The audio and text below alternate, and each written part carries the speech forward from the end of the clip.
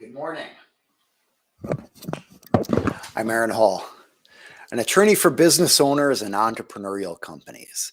And I'm happy to have you here at this live Q&A. The reason I do these live Q&As is to help educate business owners and entrepreneurs on how to avoid problems before they happen. Often business owners avoid using an attorney because of the expense, because they're so busy growing a great company, and then a legal problem happens. And that is so unfortunate because often those problems could have been avoided with a small amount of legal knowledge in advance. And so my hope is to give you education and knowledge today to empower you as a business owner to avoid some of the big problems and the small problems that can distract you from growing a great company. All right, let's jump into the first question here. What should every business owner know about business law? Actually, I'm sorry, I misread that. What should every business owner know about employment law? Employment law feels like this big category of federal laws and state laws and regulations, and that's because it is. It can feel enormous. It can feel overwhelming. So today we're going to talk about the big stuff that business owners should know if you haven't hired employees yet, or if you're about to, or you have a few employees and you're growing. The first question is a worker an employee, or are they an independent contractor? Business owners would love to categorize every single worker as an independent contractor. Why? Because you avoid payroll tax. That's about 15% of what you're paying. Second, you avoid all the employee rights laws. These are the laws that we'll cover coming up next, dealing with vacation time and sick time and termination and discipline and discharge and all these different pieces. You don't have to deal with that when you have a contractor. So the first question is, hey, can you just list all of your workers as contractors? Well, business owners have tried that. And the states have said, no, we want to protect the workers.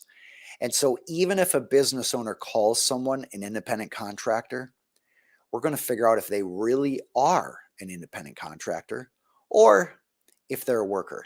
And I'll give you a little hint. Most of the time, the state is trying to figure out how to make someone a worker because the state is very concerned about the protection of workers in the state. Now, there are a number of tests, and I have some other videos on what those tests are. But the question of whether a person who's working for you should be characterized as an independent contractor or employee is a very important decision at the foundation of employment law. What's next? Hiring. When you hire, there are very strict rules that apply to how you process job applications. For example, can you discriminate against somebody if their name sounds foreign? No, you can't.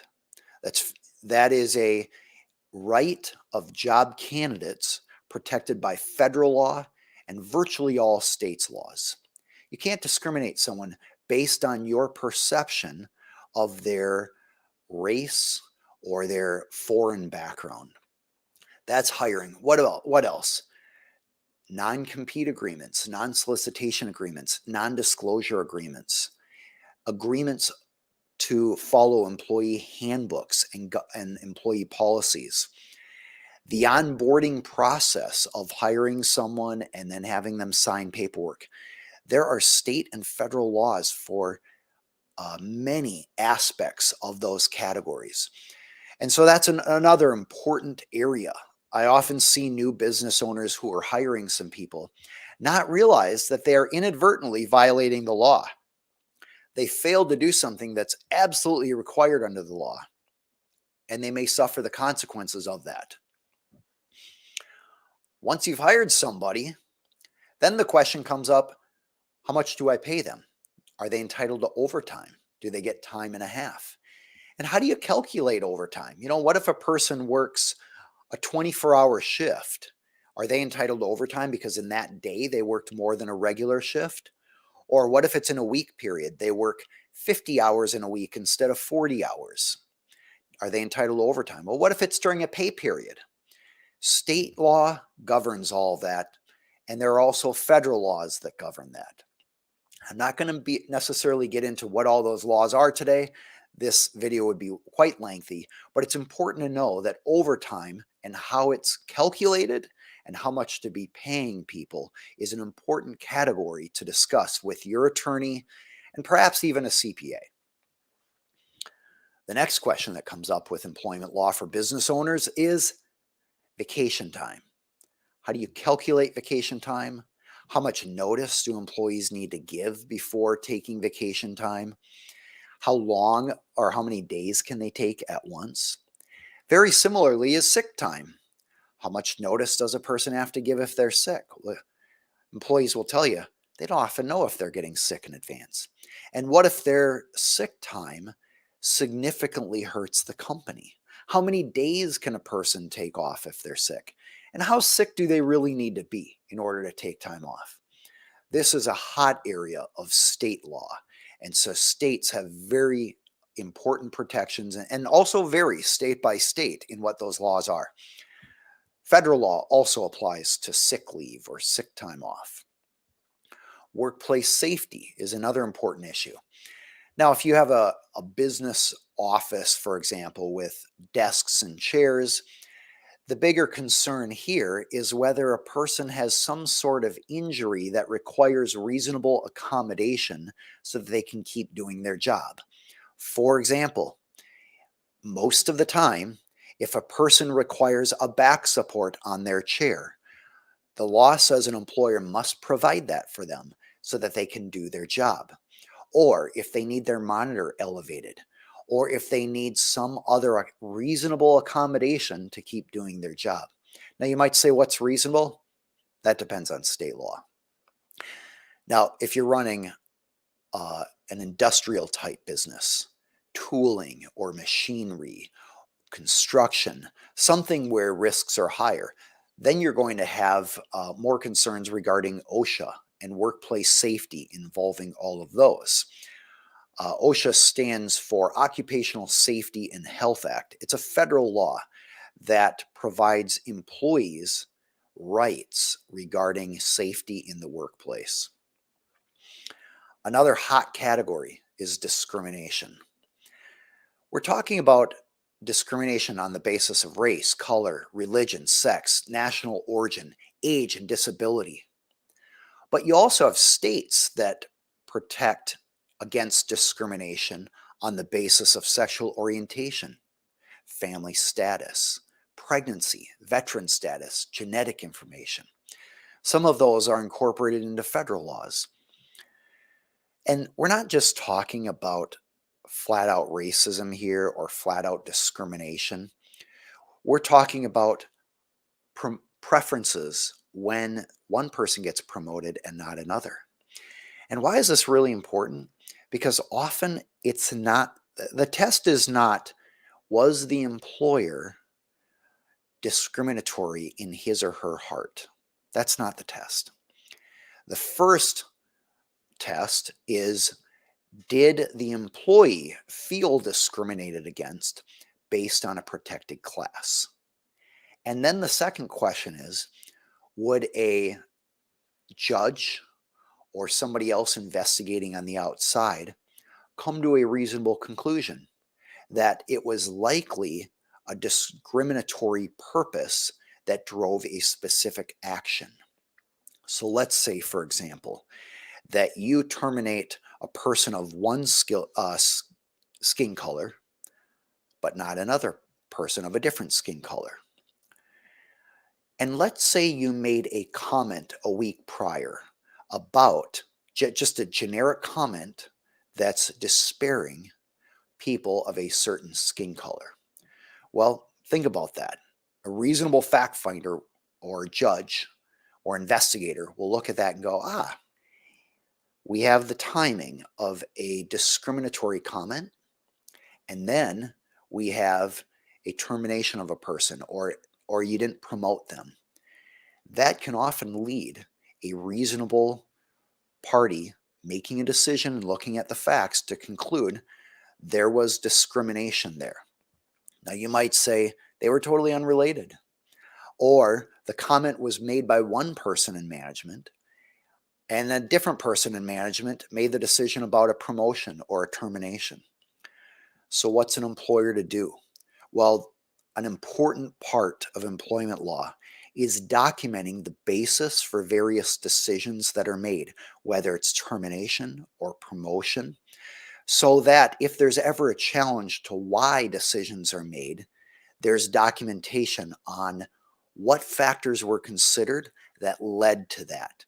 So if somebody argues, oh, it was discrimination for some other reason, you can go back and look to the basis for that decision and the documentation prepared at the time to protect the company from a wrongful discharge, or I'm sorry, a wrongful claim of discrimination. Another important area is termination, doing it the right way, making sure employees know their rights at the time of termination. For example, they have a right to health insurance and continuing company health insurance through COBRA. Employees may have other rights under state law, like a right to their employee file, a right to wages within a certain period of time. And then finally, after termination, what rights do the employees have? Do they have rights to their employment records? Do they have rights to have their certain information sent to an attorney or to a new employer or to the federal government? This is employment law. And this is what a lot of business owners don't realize because they're so focused on growing a great company. So it's absolutely understandable if you, as a business owner, don't know what employment law is. Nobody's born as a child knowing what employment law is. There's some point in time where you start to realize, these are the issues that I need to pay attention to as I build a team of great people who support the cause in our business. And so, if you have questions about employment law, that is a great opportunity to engage an attorney. And often new business owners will just hire an attorney for 1 hour to answer a lot of the questions that they have about the business. So you might consider making a list of questions you have and then reach out to a business attorney. And I would even send the attorney in advance your list of questions, because some attorneys know employment law, but not trademark law, or they may know business law, but not copyright law. And so whatever your questions are, when you put those on a list, you can identify an attorney who's going to be able to answer all of those questions.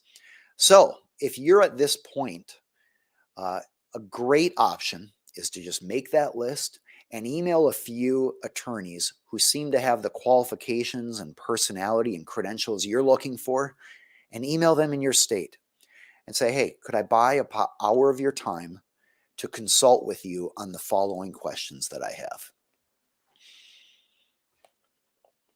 All right, let's take a look here. Next question.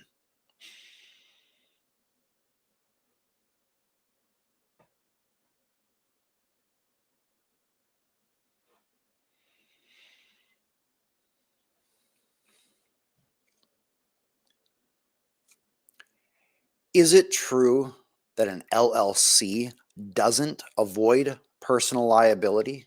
I thought that was the whole point. Well, a lot of people are under the misconception that an LLC can protect you against all personal liability.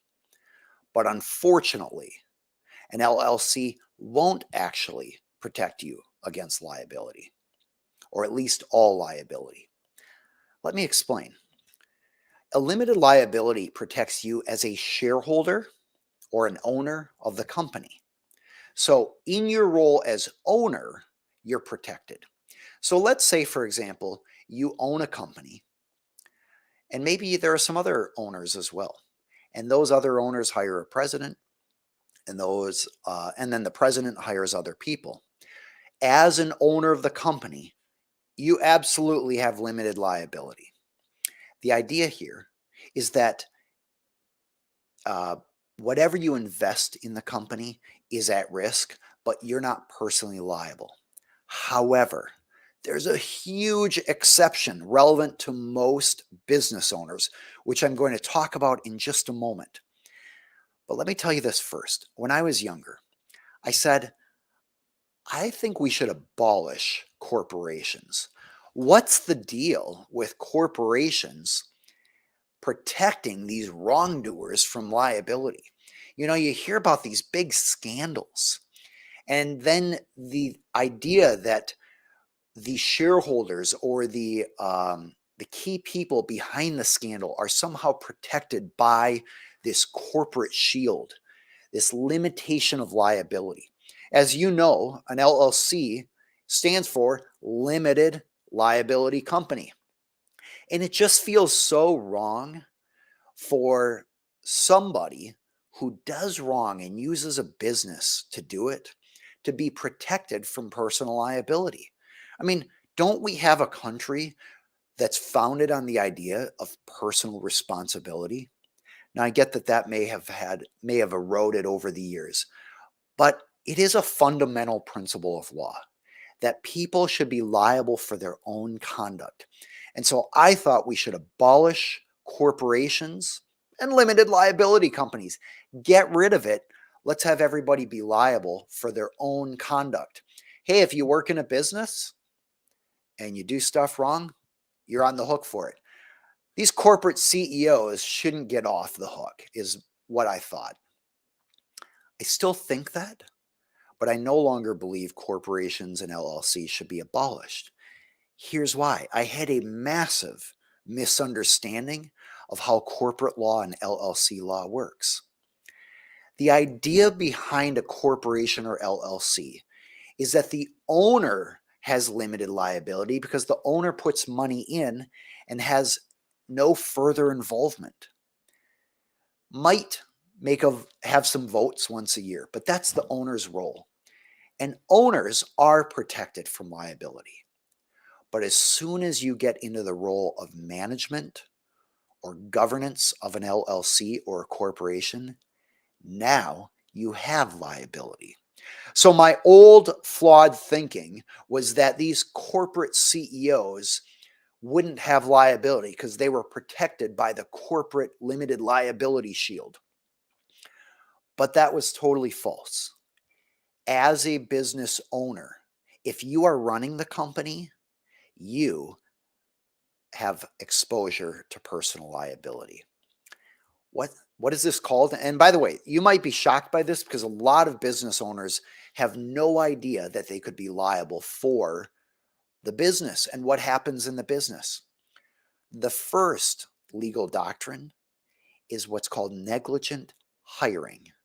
And that is when you hire somebody to manage your company without being testing them and being careful to make sure they will they have the capacity to do the job in a proper way, that they have the character required to do it, they have the integrity, that they have the qualifications, the skills, perhaps the experience. If you are negligent in hiring a CEO or a president of your company, you can be liable for negligent hiring, even though you're just the business owner. You're just the owner. You're not actually running the company. Now let's talk about negligent supervision. If you are not adequately supervising the CEO or president of a company as a member of the board of directors or the board of governors or as a shareholder or as an owner of the company, if you are negligent in supervising, you also can have personal liability. So if the company does something wrong or the president does something wrong, they can go after you as an owner.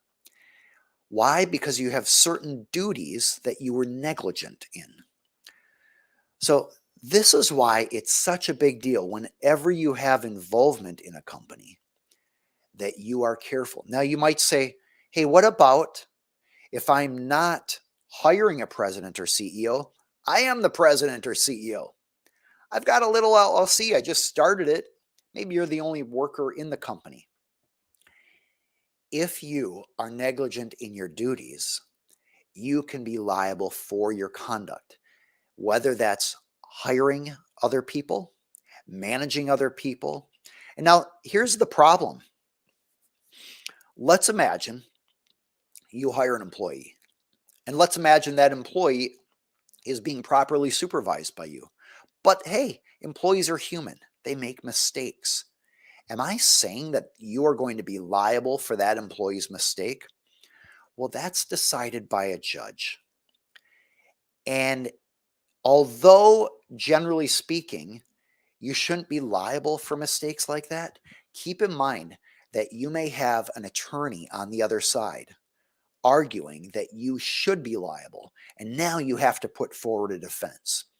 Let me explain how this might look. Imagine that you hire an employee, and the employee's job is to set up a the computer system for a hospital. And you are very careful to hire an employee with experience in compliance with data privacy laws related to health documents. And you also regularly supervise the employee. Let's say you meet with the employee on a daily basis, but the employee makes a mistake. And as a result, confidential health information of all of the patients of the hospital are accidentally available to the public. And somebody goes and downloads a complete copy, and all that stuff ends up on the internet. So the question then, clearly the company is liable because it made a mistake. There's a question of, is the employee liable? But let's say that the company doesn't have a lot of assets.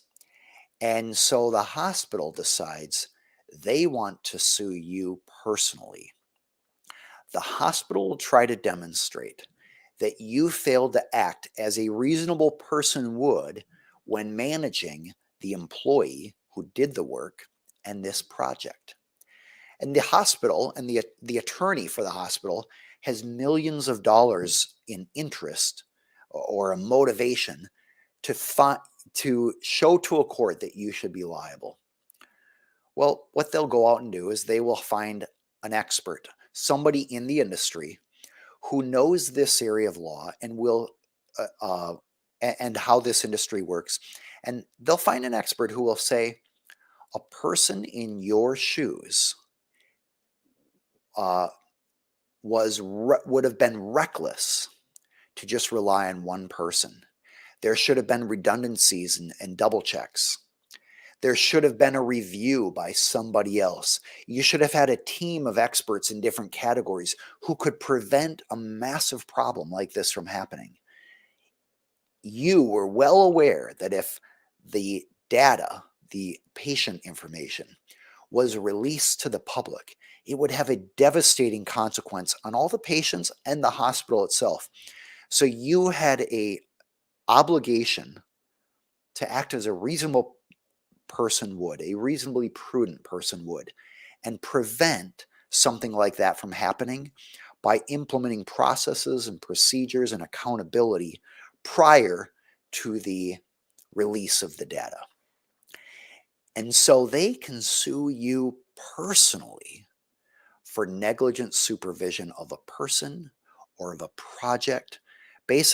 And you might say, does this really happen? A number of years ago, the board of Disney, the big children's movie company, was sued. And they were sued for not adequately considering the compensation package for their CEO.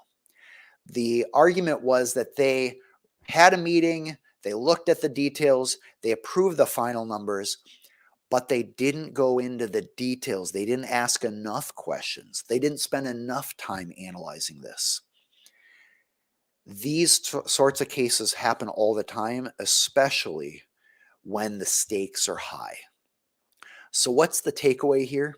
Just keep in mind that as a business owner, you have a risk of personal liability to the customers and clients of your business, to anyone who is involved in the business.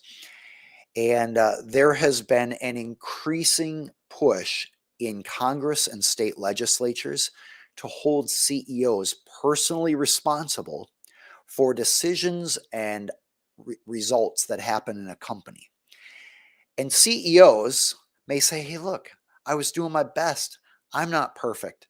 And why should I be responsible for what one of my 400 employees did that I didn't even know about? Well, unfortunately, that's an issue for a court to make or decide many times.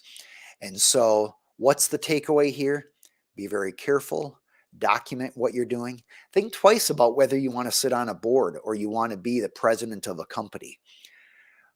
Being an entrepreneur and a business owner is fantastic, but my job here is to let you know what are some of the risks that are present and how can you mitigate those risks. You mitigate the risks by hiring good people, setting up good processes, documenting the processes that you establish. It's not always possible. Of course, as a business owner, you have to decide, am I going to allocate resources to documenting this to minimize legal problems, or am I going to spend that time growing the business? There's always these decisions that you make in a business.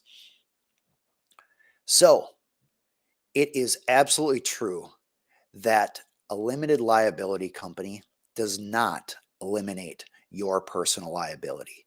It limits it, but if you stay involved in the company, if you continue to run the company, and if you're hiring the employees and establishing systems, you have the risk of personal liability. Now, practically speaking, what can you do? You can get insurance that can minimize some of that. Uh, of course, being careful with hiring and supervision and all of that.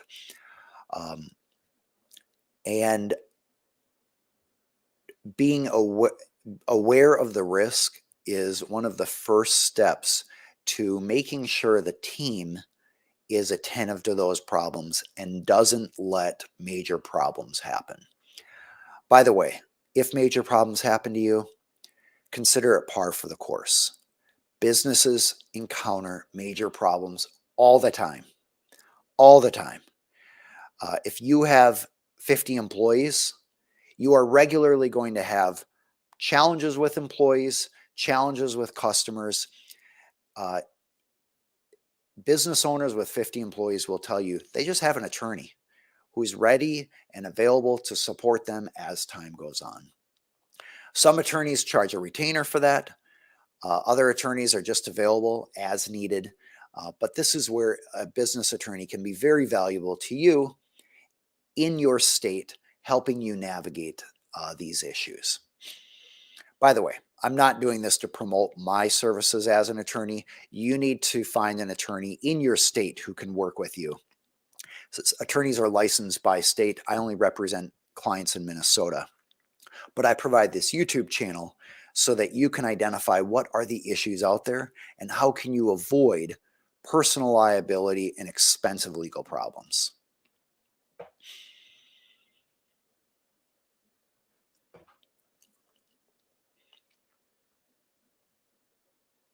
Let's take a look at the next question here.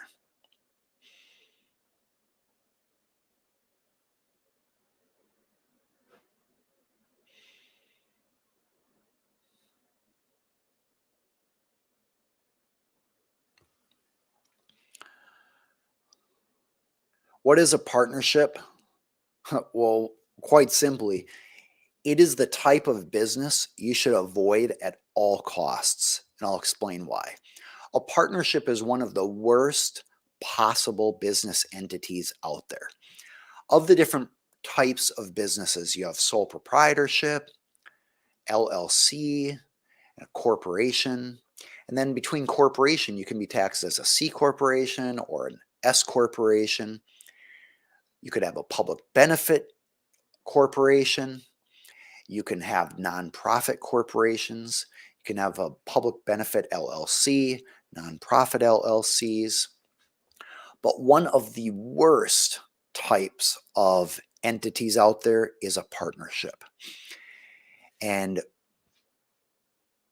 I have maybe only seen one time in all of my years of practicing as an attorney when I recommended a partnership in a particular scenario. And it was an extremely rare circumstance that isn't really even worth talking about here because it was so unique to the particular situation. All right, so what's wrong with a partnership? Why is it the worst possible entity? One simple reason: personal liability. In a corporation, you have limited liability between the corporation and the owner.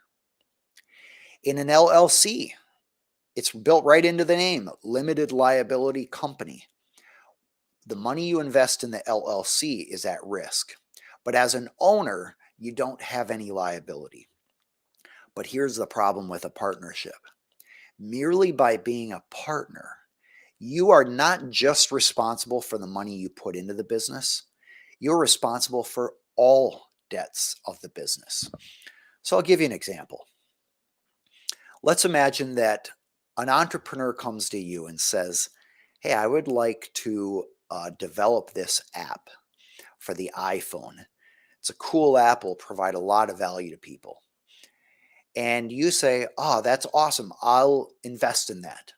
So instead of setting up an LLC or a corporation, you decide to invest $20,000 into the development of this app. And the entrepreneur puts it together. It's got great features. It's really cool. And guess what? It does really well on the App Store. A lot of iPhone users download it, and that app is used by a lot of people. But let's assume there's a data breach. There's some sort of error in the code, and as a result, users are able to download, or somebody's able to download all sorts of private and confidential user information. You violated various privacy laws. And so now let's just hypothetically say there's a lawsuit due to all the damages that have resulted there. And you say, well, you know what? I'm just a partner. I invested 20 grand. I guess my 20 grand is done. And let's say hypothetically the app made $100,000. So of course that 100,000 is at risk. Of course your 20 grand is at risk. But in a partnership, everything you own is also at risk. That's because a partnership does not give you limited liability. That is why the partnership is the worst possible entity out there. There is virtually no difference between a partnership and an LLC, except the LLC gives you limited liability. In fact, the original idea behind allowing LLCs was to allow partners to actually have an entity where if they're not involved in the business, the only thing they're putting at risk is the money they've invested in the business. They're not putting their home, their vehicle, everything they own at risk. So, step number one, avoid partnerships at all costs because you are personally liable for everything that happens in the business, even if you had nothing to do with it, even if it's your partner who did something wrong.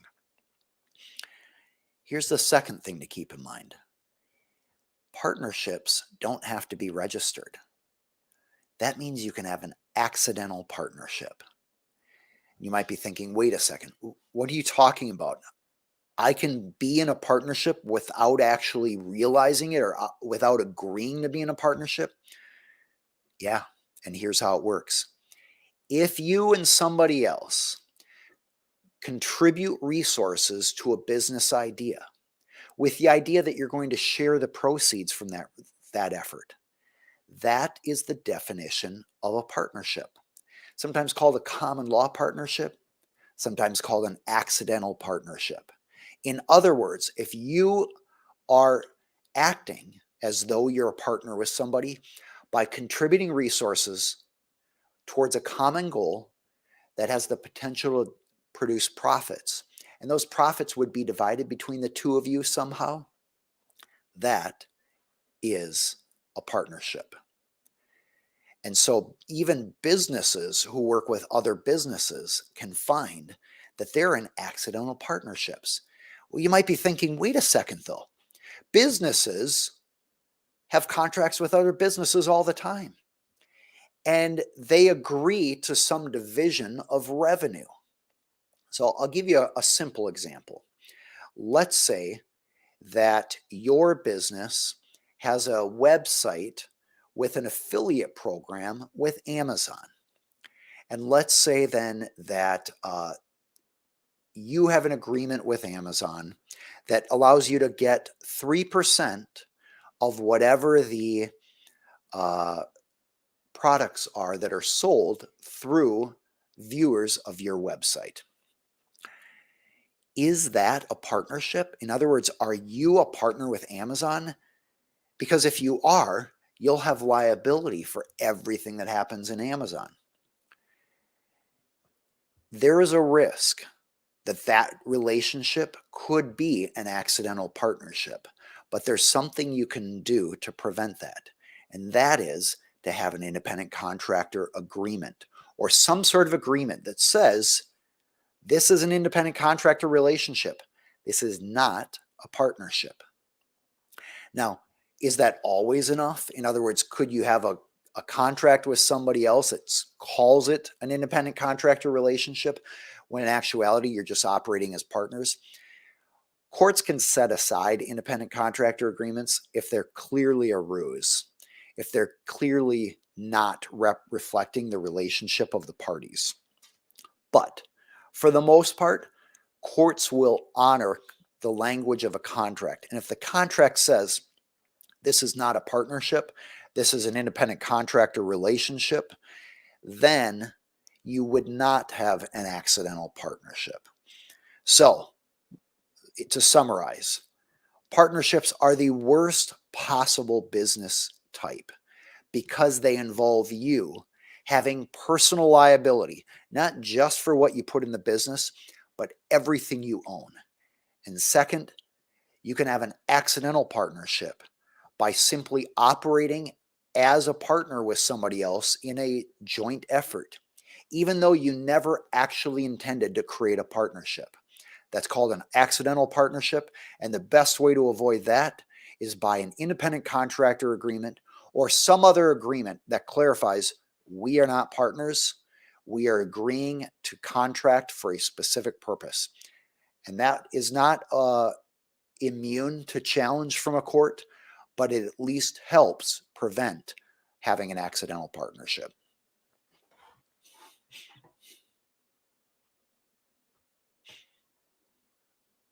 All right, I'm going to take a 5-minute break or no, I'm sorry, not a 5-minute break. Let's just do a short break and I will be right back.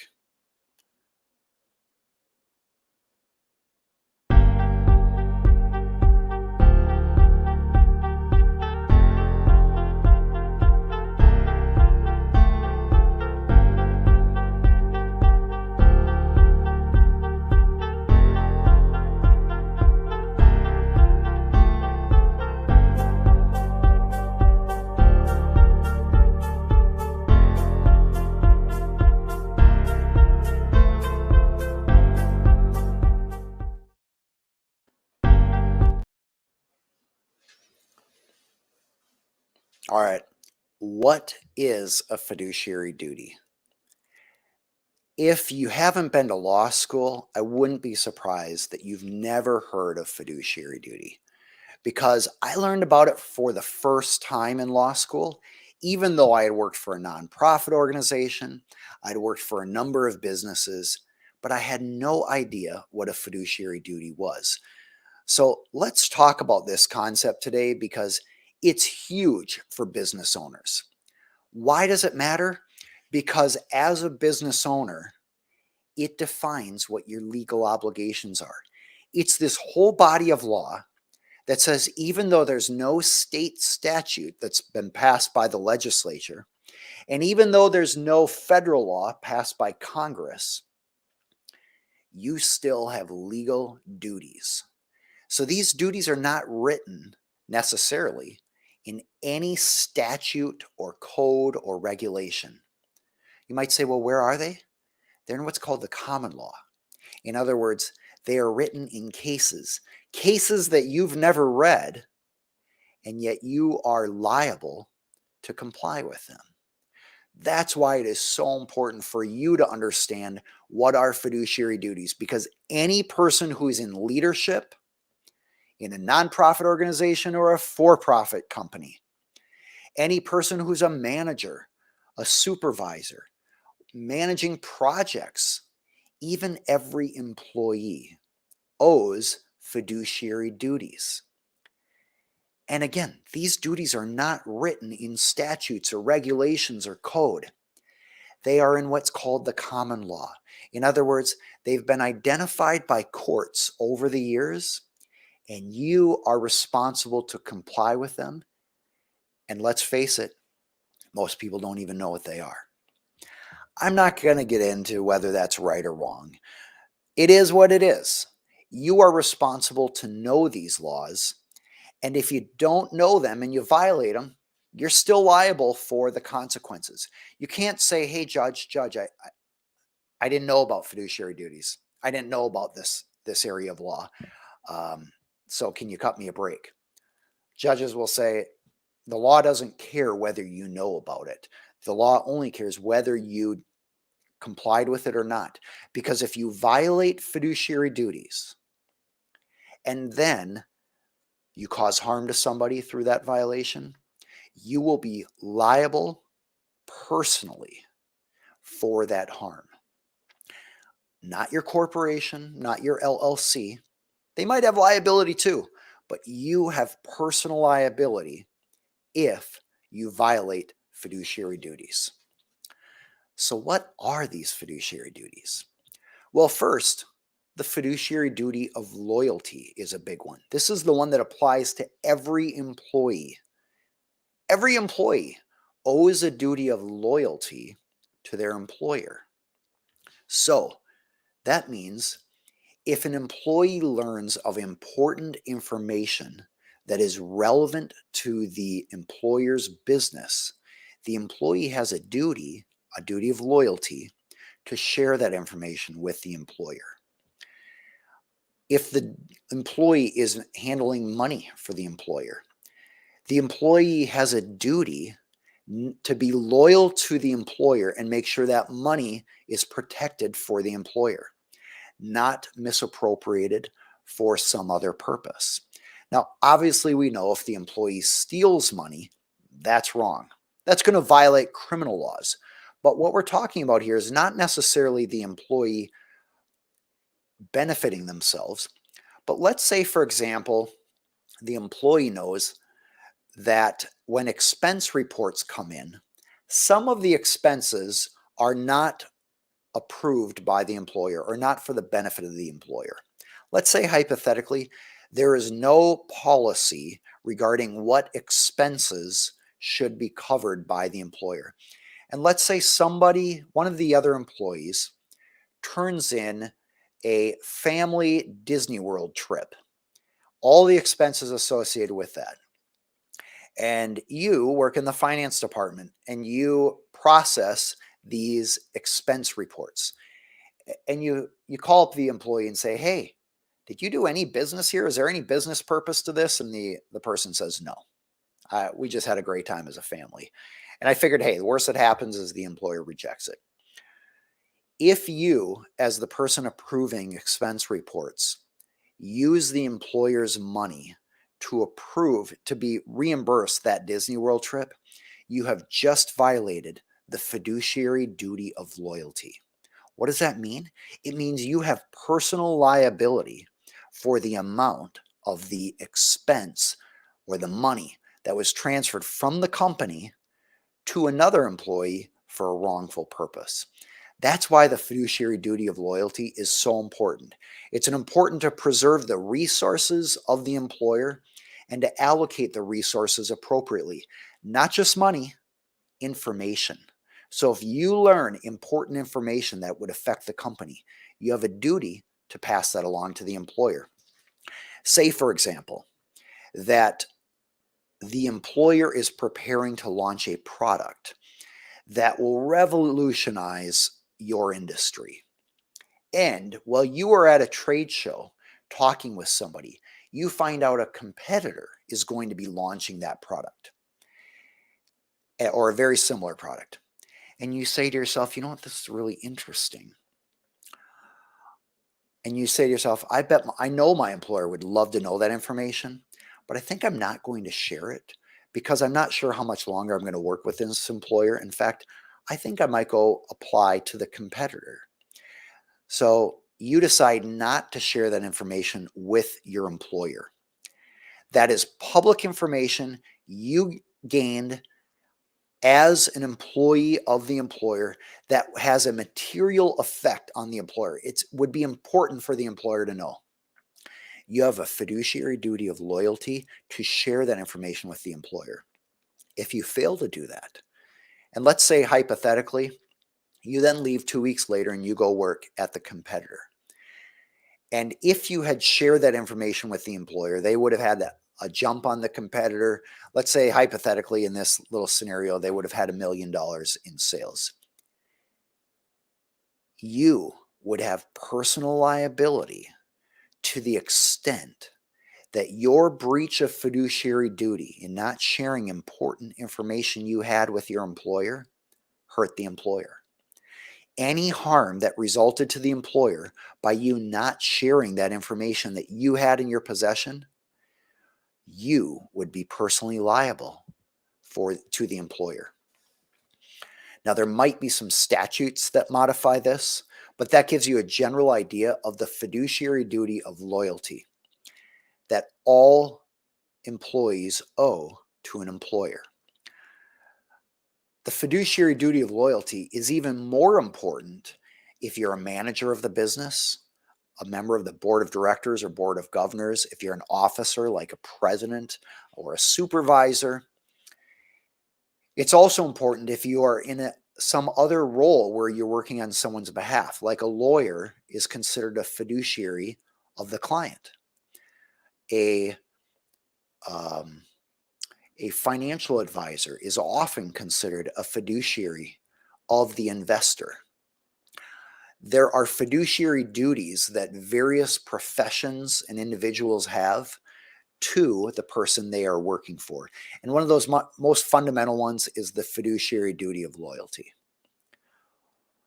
Now, a part of fiduciary duty of loyalty is the opportunities that are coming along. So let's say, for example, you work for a company that does oil mining, and they're constantly looking for oil somewhere into the ground. And let's say you learn of a plot of land that's available for sale, and it would be incredible with oil. If you go buy that plot of land yourself and then leave the company and you start your own oil company, you are violating the fiduciary duty of loyalty because the opportunity you learned about was deemed owned by the company because you were employed by the company at that time. It's called a corporate opportunity. This is called the corporate opportunity doctrine. Under the corporate opportunity doctrine, if anyone in the corporation learns about an opportunity, they need to present that opportunity to the corporation before they take advantage of it themselves. Now, if you present it to the corporation and the corporation declines, then you have every right to take advantage of it yourself before somebody else in the public. But you need to present that opportunity to the corporation first. Also, another fiduciary duty is the duty of honesty, which includes not just honesty about questions you are asked, but honesty as far as full candor. So say, for example, your boss says,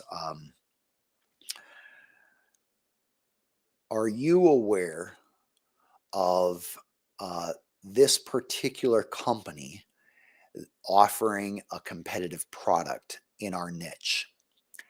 And let's say hypothetically, you're not aware of that company offering a competitive product, but you know another one that the boss would love to know about. If you say, oh no, I don't know of that particular company offering a competitive product, and you fail to mention the other one that you know the boss would have wanted to know about, you have just violated the fiduciary duty of honesty or full candor. Now, why am I using the employee scenario when this is a video for business owners? Because at a minimum, employees owe these duties. To much greater extent, managers, business owners, presidents, partners, co-shareholders owe these duties.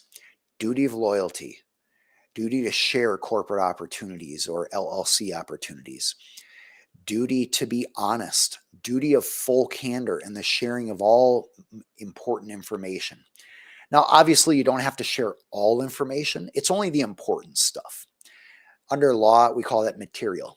So you have a duty to share material information to the company that you work for, or the business owners, other business owners you have, or the board, or whoever it is that you are working for.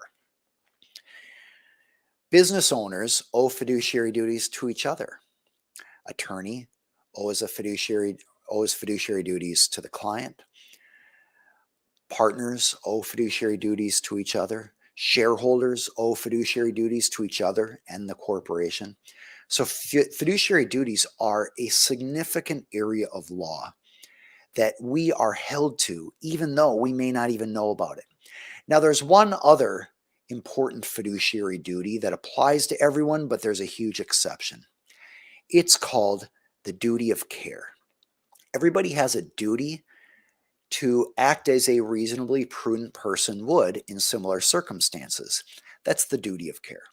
So, if you are acting reasonably and you're doing what a reasonably prudent person would, then you have fulfilled your duty of care. And so even if a bad thing happens, if you did what a reasonably prudent person would, you're fine. But here's the problem. A lot of times bad things happen. And then after the fact, people say, well, you should have done this or you should have done that. It's kind of like armchair quarterbacking. That phrase comes from the people who watch television and watch a football game from the comfort of their couch or recliner. And after play happens, they go, what was the quarterback thinking? Or what was the coach thinking? They should have done this. They should have done that. You're essentially sitting with your arms on the armchair, pretending like you could quarterback better if only they would seek your advice on how to manage this NHL team. It's easy in hindsight to say you should have done this better, you should have done that better. And so because of that, because of how that would essentially make every person liable for every mistake out there, because of course you can find something someone should have done better afterwards. There's a legal doctrine that's been developed. It's called the business judgment rule.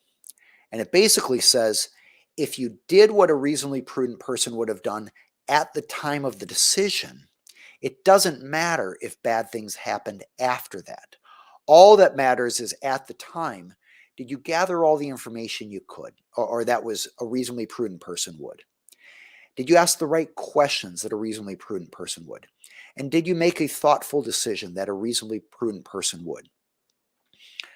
Now, if you benefited from the transaction, like you decided, hey, I'm going to sell property for the company, and the buyer is you, and so you sold it at half price and now you benefited, you don't have the benefit of the business judgment rule.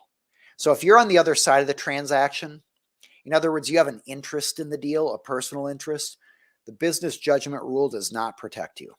But To the extent you are disinterested, so you have no involvement in the deal, you are protected by the business judgment rule. So even if bad stuff happens, you've not violated your fiduciary duty of care, as long as you did what a reasonably prudent person would with the knowledge and information and opportunity you had at that time. That's the fiduciary duty of care. There's one other fiduciary duty, the duty of good faith. In other words, when you enter into a contract, you need to be entering into it with the intention of good faith. You are not entering a contract, for example, with bad faith, which is with the intention to harm the other side or hurt them in a way that a court later would go, that's dirty, that's unfair, that's wrong. It might not technically be illegal, but you had false and wrong motives, and thus you entered a contract with bad faith. The duty of good faith applies to every relationship. Basically, if a court says, you're a bad guy, you did the wrong thing, you had an ulterior motive that was greedy or bad or deceptive,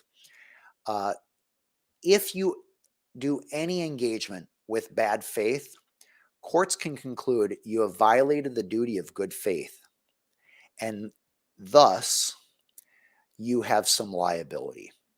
The duty of good faith applies to all contracts and all fiduciary relationships. So business owners to companies, employees to companies, etc. By knowing the fiduciary duties that exist in the law, you are empowered to not only make sure that your conduct complies with the fiduciary duties, but also if you deal with somebody who does something wrong, but you think, well, there may not be a law against it, you can ask yourself, did they violate a fiduciary duty? Because if they did, and harm resulted to you from that, there's a good chance they are liable for the harm that happened to you. So fiduciary duties are a hidden part of the law. They're not in statutes, codes, or regulations necessarily. They're certainly not all in there. There are references to them from time to time, but it is an important area of law that most business owners don't know about, but now you know. So you can make sure you follow your fiduciary duties. You help your employees and your teams follow their fiduciary duties.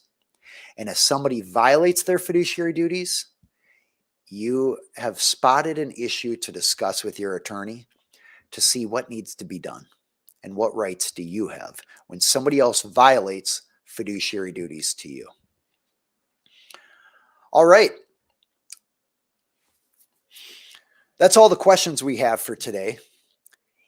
If you are the type of person who is interested in avoiding legal problems by growing a great, healthy company, a strong team where you are managing businesses and you are managing the people in your company or companies, you are welcome to get our free resource, which equips you with what you need to know in contract law, intellectual property law, compliance with state and federal laws, and all sorts of other important areas that come up in running a business as an entrepreneur and as the leader of an entrepreneurial company.